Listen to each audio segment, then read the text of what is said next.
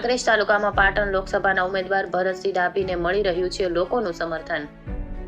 આજે કાંકરેજ તાલુકાના કંબોઈ ગામથી શરૂ કરેલ પ્રવાસ દરમિયાન ઠેર ઠેર લોકોએ વાજતે ગાજતે કંકુ તિલક કરી ફૂલહાર પહેરાવી સન્માન કરાયું હતું।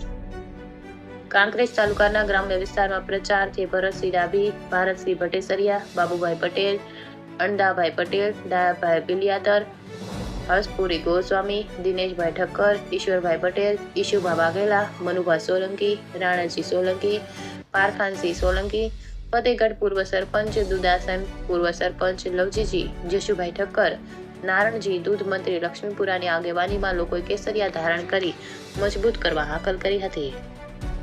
રિપોર્ટર ભગવાન રાયગોર, કાંકરેજ।